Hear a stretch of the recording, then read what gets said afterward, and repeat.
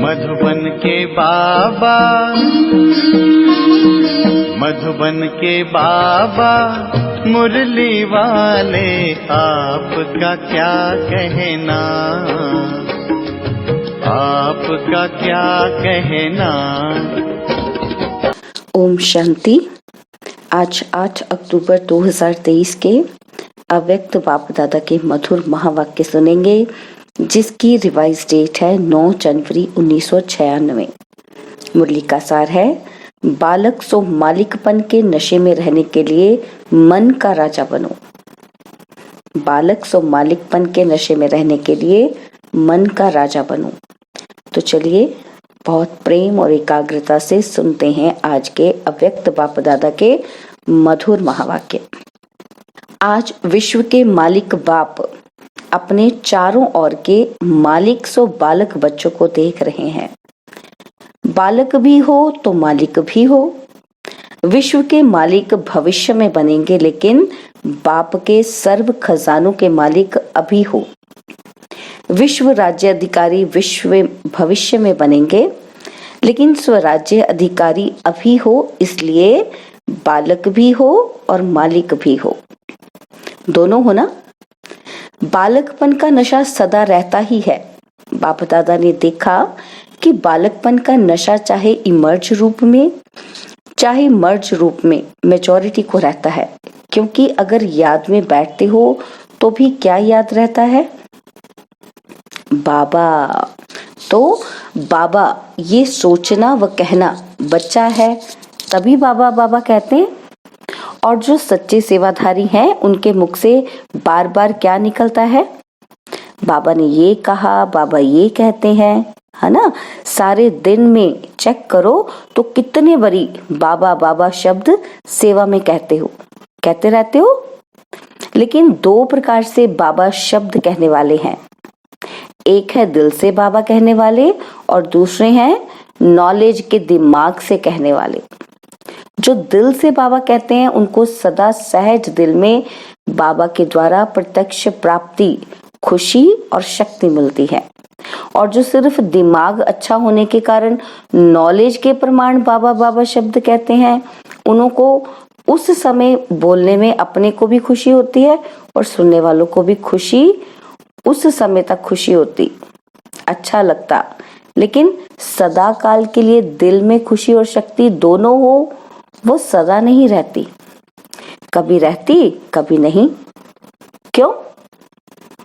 क्योंकि दिल से बाबा ने कहा।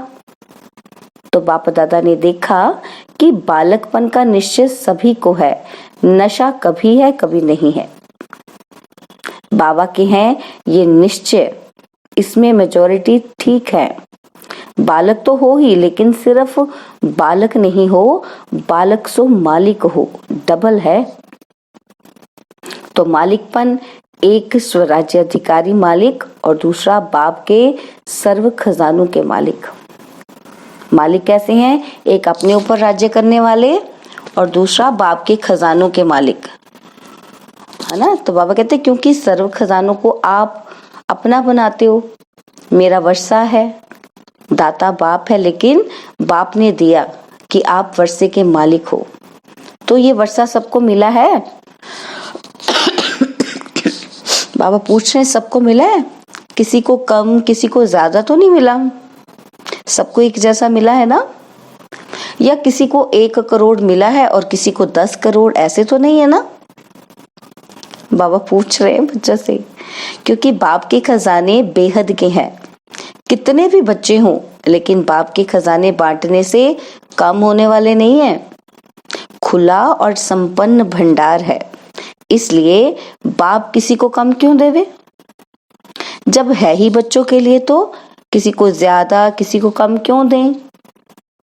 तो एक बाप के वर्षे के अधिकारी मालिक और दूसरा स्वराज्य के मालिक। तो स्वराज्य मिला है, दोनों के मालिक हो, पक्का है ना। तो मालिक होकर कितना समय चलते हो? पूछ रहे हैं बाबा। कहते भी हो कि हमारा स्वराज्य हमारा बर्थ राइट है, कहते हो ना। या महारथियों का बर्थ राइट है, हमारा थोड़ी है। स्वराज्य का अधिकार सभी को मिला है, सभी को मिला है कि थोड़ा थोड़ा मिला है? इस पर पूरा पक्का रहना। तो चेक करो कि स्वराज्य की सर्व कर्मेंद्रियां ऑर्डर प्रमाण हैं। आप सब राज्य के मालिक हो ना। तो बाबा कहते चेक करो कि आपकी सारी कर्मेंद्रियां आपके ऑर्डर पर चलती हैं। कर्मेंद्रियां, आप स्वराज्य अधिकारी बच्चों के कर्मचारी है ना। फिर बाबा ने पूछा मालिक तो नहीं है।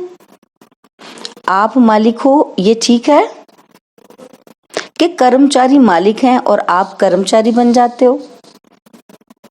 तो बाप दादा ने देखा कि बच्चों की स्थिति में सबसे ज्यादा जो मालिकपन भुलाने वाला है वह समय प्रति समय राजा से अपने वश में करने वाला है, वो है मन। इसलिए बाप का मंत्र भी है मन मना भव। तन मना भव, धन मना भव या बुद्धि मना भव नहीं है, मन मना भव है। तो मन अपना प्रभाव डाल देता है, मन के वश में आ जाते हैं। देखो कोई भी छोटी सी व्यर्थ बात व व्यर्थ वातावरण या व्यर्थ दृश्य, सबका प्रभाव पहले किस पर पड़ता है? मन पर प्रभाव पड़ता है ना। फिर बुद्धि उसको सहयोग देती है। मन और बुद्धि अगर उसी प्रकार चलती रहती है तो संस्कार बन जाता है। तो अभी भी अपने को चेक करो, तो मेरा जो व्यर्थ संस्कार है वो कैसे बना? मानो किसी का संस्कार छोटी सी बात में, सेकंड में मन में फीलिंग आने का बन गया है, तो ये संस्कार बना कैसे? फिर कहते हैं चाहते नहीं है, सोचते भी हैं, लेकिन हो जाता है। इसको कहा जाता है संस्कार वश। कोई का थोड़े टाइम में मन मायूस हो जाता है, थोड़ा सा देखा सुना और मन मायूस हो गया। और फिर अगर कोई पूछेगा तो क्या कहेंगे? कहेंगे नहीं कोई बात नहीं, ये मेरे संस्कार ही हैं, ठीक हो जाएगा, संस्कार है। लेकिन बना कैसे? मन और बुद्धि के आधार से संस्कार बन गया। और फिर भिन्न भिन्न संस्कार हैं जो ब्राह्मण संस्कार नहीं है। बाप दादा तो सोचते हैं कि कहलाने में तो किसी से भी पूछेंगे कि आप कौन हो तो क्या कहेंगे? ब्रह्मा कुमारी या ब्रह्मा कुमार हैं। तो ब्रह्मा के बच्चे क्या हुए? ब्राह्मण। लेकिन जब व्यर्थ के संस्कार के वश हो जाते हो तो क्या उस समय ब्रह्मा कुमार ब्राह्मण हो कि क्षत्रिय हो? उस समय कौन हो? यदि अपने से युद्ध करते हो कि ये नहीं तो ब्राह्मण हो या क्षत्रिय हो? और कई बच्चे कहते हैं कि 2 दिन से मेरे मन में ना खुशी गुम हो गई, पता ही नहीं क्यों। वैसे अंदर तो समझते हैं लेकिन बाहर से कहते हैं पता नहीं क्यों। लेकिन वो दिन ब्राह्मण है या क्षत्रिय है? जिसकी खुशी गुम हो जाए तो वो ब्राह्मण है? तो क्या कभी क्षत्रिय बनते हो कभी ब्राह्मण बनते हो? ऐसे ही है। सभी ने कहा ना कि मालिक हैं, लेकिन उस समय क्या है? फिर मालिक हैं या परवश हैं?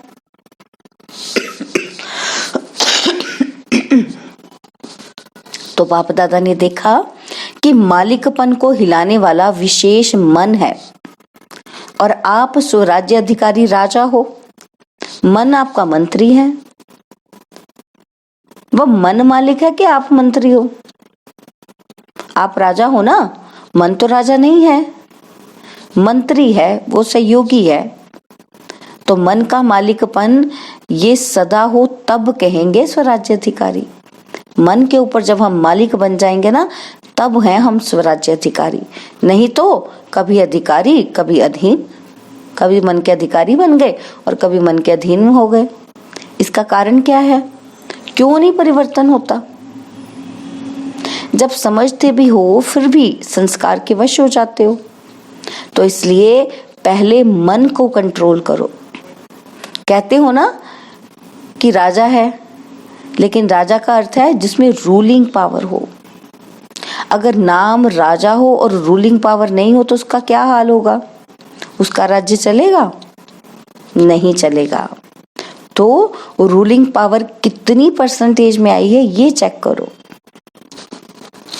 एक गलती बहुत करते हो और उसके कारण भी संस्कार के ऊपर विजय नहीं प्राप्त कर सकते।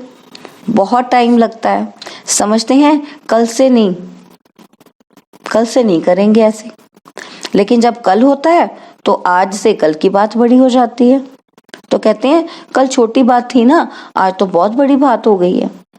तो बड़ी बात होने के कारण थोड़ा हो गया, फिर ठीक कर लेंगे।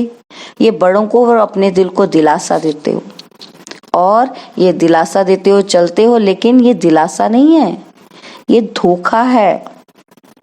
उस समय थोड़े समय के लिए अपने को या दूसरों को दिलासा देना कि बस अभी ठीक हो जाएगा, अभी ठीक हो जाएंगे, लेकिन ये स्वयं को धोखा देने की आदत पक्की करते जाते हो। जो समय पता ही नहीं पड़ता, लेकिन जब प्रैक्टिकल में धोखा मिलता है तभी समझते हो कि हाँ ये धोखा ही है। तो भूल क्या करते हो? जब बड़े या छोटे एक दो को शिक्षा देते हैं तो क्या कहते हो? ये मेरा स्वभाव है, ये मेरा संस्कार है। कोई का फीलिंग का, कोई का किनारा करने का, और कोई का बार बार पर चिंतन करने का, और कोई का पर चिंतन सुनने का। भिन्न भिन्न है।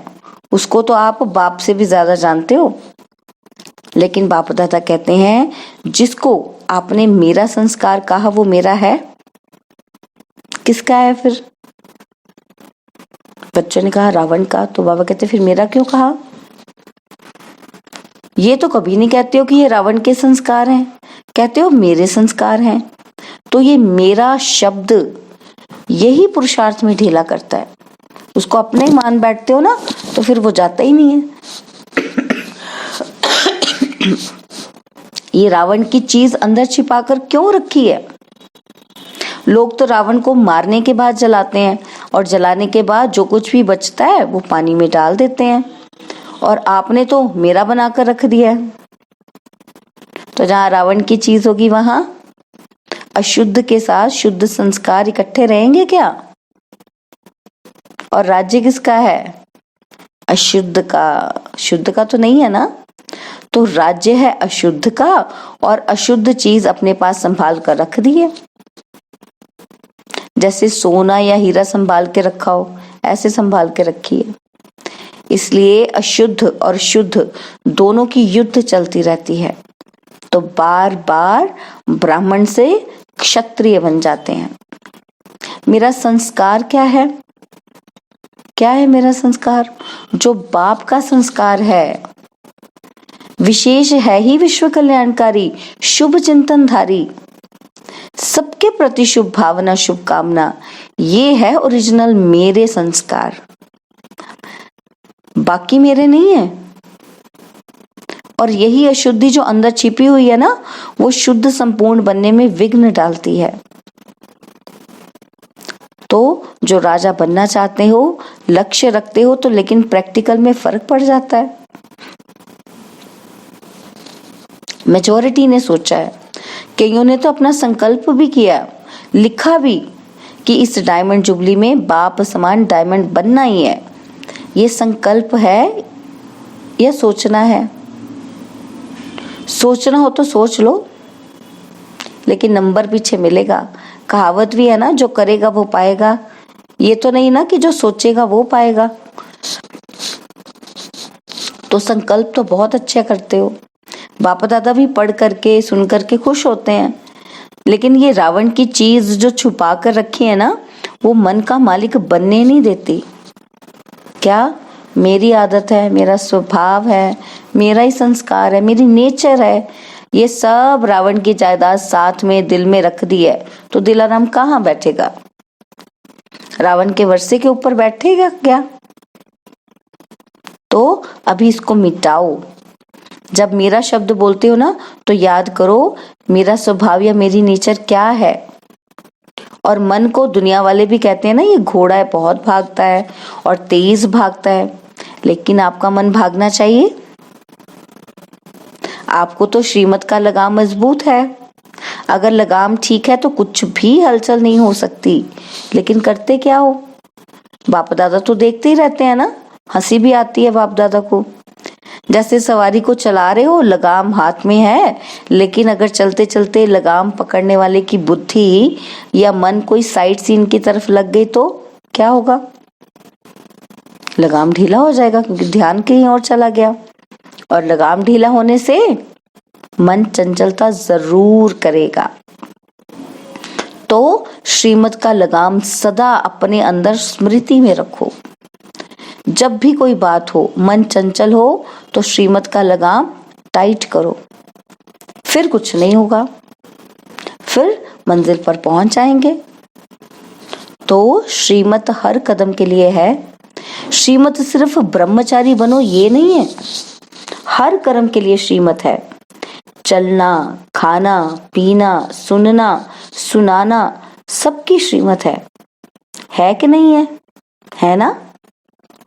मानो आप पर चिंतन कर रहे हो, तो क्या ये श्रीमत है? श्रीमत को ढीला किया तो मन को चांस मिलता है चंचल बनने का, और फिर उसको आदत पड़ जाती है। तो आदत डालने वाला कौन? आप ही हो ना? तो पहले मन का राजा बनो। चेक करो, अंदर ही अंदर ये मंत्री अपना राज्य तो नहीं स्थापन कर रहे हैं। जैसे आजकल के राज्य में अलग ग्रुप बना करके और पावर में आ जाते हैं और पहले वालों को हिलाने की कोशिश करते हैं। तो ये मन भी ऐसे ही करता है, बुद्धि को भी अपना बना लेता है, मुख को, कान को, सबको अपना बना लेता है। अपना ग्रुप बना लिया ना उसने। तो रोज चेक करो, समाचार पूछो कि हे मन मंत्री, तुमने क्या किया? धोखा तो नहीं दिया? कहीं अंदर ही अंदर ग्रुप बना देवे और आपको राजा के बजाय गुलाम बना दे, है ना? तो ऐसा ना हो। देखो, ब्रह्मा बाप आदि में रोज ये दरबार लगाते थे जिसमें सभी सहयोगी साथियों से समाचार पूछते। ये रोज की ब्रह्मा बाप की आदि की दिनचर्या है, सुना है ना? तो ब्रह्मा बाप ने भी मेहनत की ना, अटेंशन रखा, तब स्वराज्याधिकारी सो विश्व के राज्याधिकारी बने। शिव बाप तो है ही निराकार, लेकिन ब्रह्मा बाप ने तो आपके समान सारी जीवन पुरुषार्थ से ही प्रारब्ध प्राप्त की। तो ब्रह्मा बाप को फॉलो करो।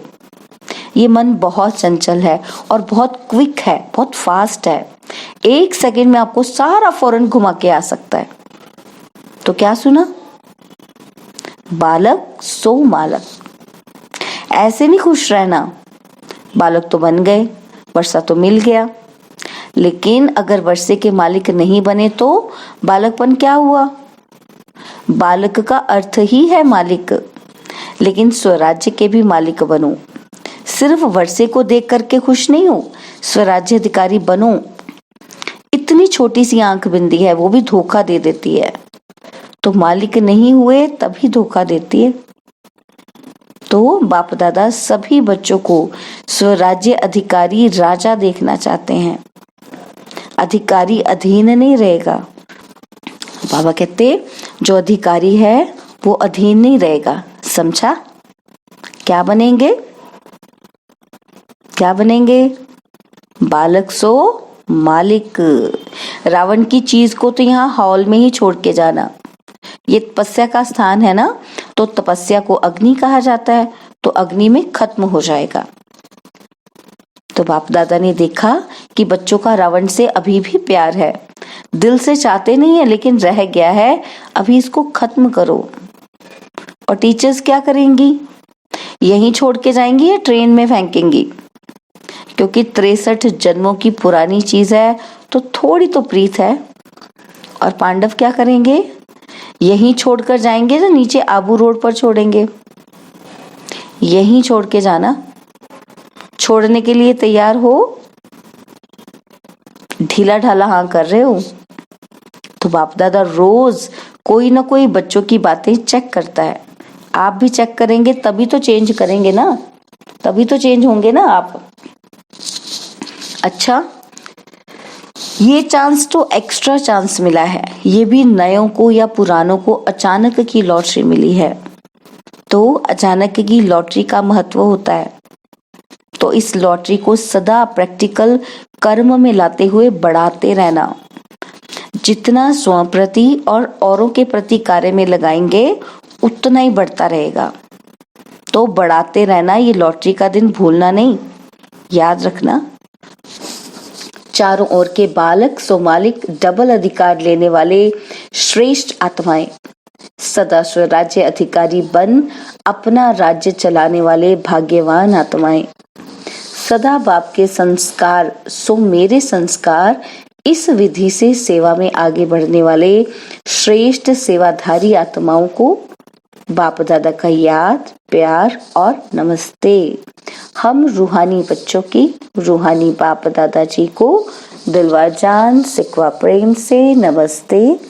ओम शांति। प्यारे बाबा, मीठे बाबा, मेरे बाबा, शुक्रिया बाबा, शुक्रिया बाबा, शुक्रिया।